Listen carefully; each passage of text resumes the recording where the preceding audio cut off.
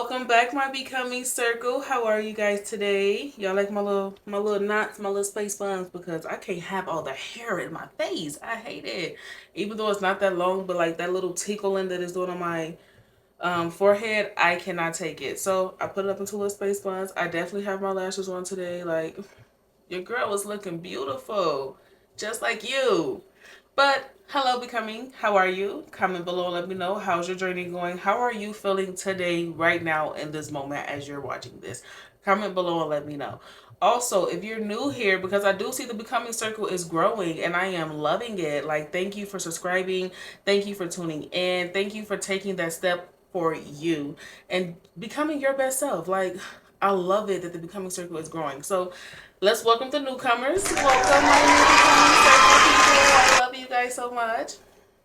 Today I am talking about self-sabotage, because this week I noticed I was self-sabotaging myself, and honestly, self-sabotage is not talked about enough. Like, self-sabotage does not always look reckless. You're not always reckless. Sometimes it's staying quiet, sometimes it's playing it safe, and sometimes it's avoiding exactly what you prayed for because you thought you was ready and it came and I was not. So let's just go ahead and get into this video. Waiting for the right moment will never happen. Everybody's always saying, I'm waiting for the right moment to do this. I'm waiting for this to happen before I do that. No, baby, just start. Just do it. Like, what are we waiting for, honestly?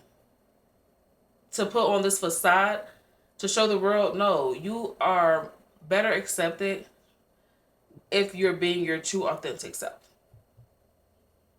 Avoiding things that you know, when you avoid things that you know will move your life forward, that you know will elevate you, like phone calls, paperwork, emails, anything that you know will move forward for your life, that will put you in a place that you want to be, elevate you, and you avoiding it. Why are you avoiding it?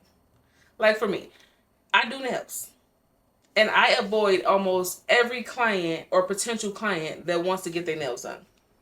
Why am I doing that? Because I want to be a celebrity nail tech, right? So I need to be taking on every person, every little clientele. Well, not necessarily every person, because all money ain't good money. But I shouldn't be shying away from like so many people. I have business cards that I don't pass out.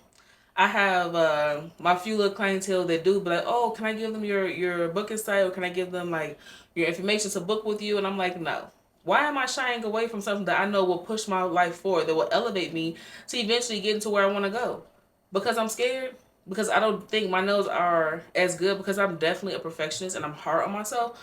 But that doesn't mean anything. Like, everybody starts from somewhere. Everybody starts from the bottom. Everybody that's not going to start perfect, especially when you're doing these damn acrylic nails. That stuff look easy, but it is not easy. Trust me. And if you don't follow my Spicy Nails page on Instagram, please follow. Here go the name right here.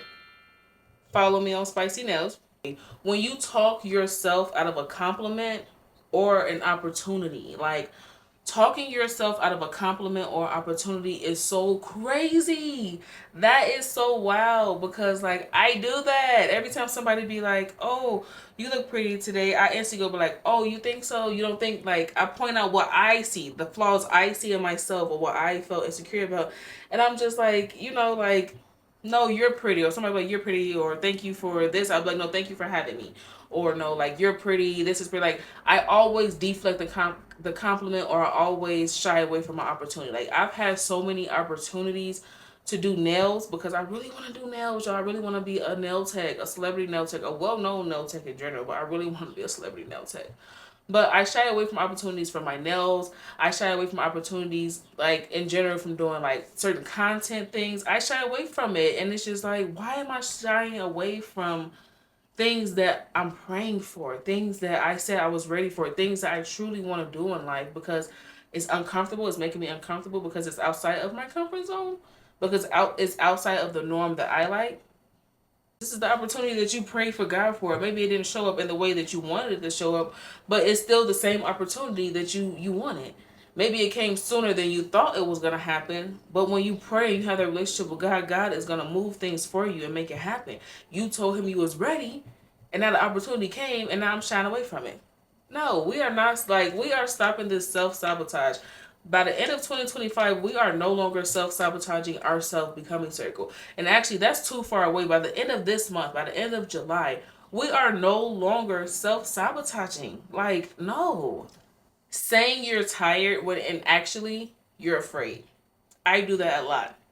I do that a lot. Like, because I've always been a homebody and like shy and like just fearful of basically being social. I have like social anxiety for sure. Like, I can only be around people for about an hour. And I don't like that because I have such a good personality. I'm like so fun to be around. Like, people love me, and yet I just get in my own head. And like, so for example, my sister be inviting me out because I'm always like, I want to learn, I want to start going out, I want to start being more social, I want to start doing stuff. So she invites me out for sure. Everybody, I have people that invite me out for sure, but then I'm just like, I'm tired. Like, I literally be like, I'm tired, or if I got kids, or I got to do this. I find every excuse under the book to not go out because I'm afraid, because I have social anxiety, y'all. Like, being homeschooled for so long, from second grade to seventh grade, like, that is your main communicator. Like, those are your communicating skills, where you learn those communicating skills. And because I was homeschooled, I'm like, I keep telling y'all, the socially awkward homeschool kid. Like, yes, I'm cool, but I'm like a individual package. Like, I'm not a package deal like type thing. Like, you can't put me out in like the clubs and expect me to be the same person I would be if I was just like one on one with somebody, or like in a small group thing. In a small group thing, yes, I'm a single package. But like a group project package thing, like, that's not me. And I'm trying to be like so social and so like extroverted, and it's just so hard. So I just say I'm tired to everything. But it is basically not posting the video because nobody's watching. Let me say that again. Self-sabotaging, a huge way that people are self-sabotaging themselves is because they are not posting because nobody's watching. Oh, I only have 100 followers. Or, oh, I only have 50 followers. Baby, that's 50 people that's watching. That's 50 people that's showing up for you, and you not even showing up for yourself. And I am the main one. Like, I am definitely that type of person who don't post because I'm like, oh, they're not gonna watch it. Oh, they're not gonna like this. Like, I don't have millions of followers. I don't have millions of subscribers on YouTube, but the people that I do have that are showing up for me, I'm grateful for. I'm proud of them. And I had to definitely check myself with that, because we sit here and want millions of views and millions of followers, and that's not the case at this point. Like, be proud of the people that are following you, that are supporting you, because it's like, they don't have to support you. They don't have to show up for you. They showing up more for you than you showing up for yourself. And I definitely had to check myself with that. Like, my followers on Instagram are different from my followers on TikTok, are different from my followers on YouTube. They all fluctuate, and I'm proud of every last one of them. Ignoring your routines when stuff starts going well. And I for sure do that. Like, once I start seeing stuff going well, once I start like my fitness routine, once I start seeing that I'm losing weight and I'm getting to my goal, or starting to get close, I'm starting to meet my goal, I stop with the routines. I start eating back heavy. That's why I gained most of this weight back. Not most of it back. Let me not say that. I gained about 20 pounds back though. But when you start noticing that stuff is starting to go good, when you start noticing that God is finally answering your prayers and starting to do things, you stop the routine. Oh, I don't have to do that anymore because I got no. It's the routine that got you where you wanted to be. And God definitely hit me on the back of my head with that sandal and told me that. It's the routine that got you there. You started doing a routine. You started making new habits to get to where you want to go. So why would you stop doing that when you get there? Because it was the routine. Getting up early, having that moment with God, or getting up early and plotting your day out, planning your day out, and organizing things before your whole house wake up and before the day even truly gets started. It's pre-planning that got your goals where you want to, or got you where you want to be, and that got you meeting your goals. So why do we stop? Like, comment below, let me know. Why do you stop your routine when you see things are starting to go well? Like, you're comfortable in chaos. You're not comfortable in chaos. That's why stuff is going the way it's going in your life. Because it's too chaotic. That's why none of your goals are being met, because you got too much chaos, too much noise around you. And I'm speaking to myself. I am speaking to myself when I say that. Like, if I'm in too much of a good mood, like I'm in a too good mood, like nothing's going wrong, everything, like I don't have a reason to be mad, I noticed I started finding little things that would piss me off. I started finding chaos. I started creating chaos because I'm just like, no, no, no, no, no. Like, why am I not mad? Like, I literally be like, why am I not mad? Why is everything going smooth? And why? Why? Because I like to think that chaos is my comfort zone. No. Chaos is not my comfort zone. Because if that was my comfort zone, and if that was comfortable to me, then I wouldn't be trying to change my life right now. I wouldn't be trying to change myself. I wouldn't be trying to better my life. I would be just sitting there comfortable with what's going on in my life, and I'm not comfortable with everything that's going on. And I'm sure you're not comfortable with everything that's going on in your life. So why are you pretending like chaos is your comfort zone too? These are the most common ways that people self-sabotage and don't think that they're self-sabotaging. You are. And that's why nothing's going good. That's why nothing's happening. That's why you don't see any progress, because you're self-sabotaging. You're doubting yourself. You're coming out of your routine. You're being lazy. You're procrastinating. You don't have any discipline. Like, we're not self-sabotaging. We have to stop this. And I'm not just talking to you, Becoming Circle, because I'm talking to myself. And this is how I definitely be talking to myself. A little bit harsher, to be exact. So, my Becoming Circle, I would like for you guys to comment one thing that you are silently self-sabotaging.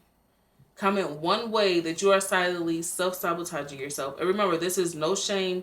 This is just making aware. We're being aware of ourselves and holding ourselves accountable. So let me know one way that you are silently self-sabotaging your way. And if it was one of my little ways that I'm self-sabotaging, baby, please let me know, because we can definitely connect.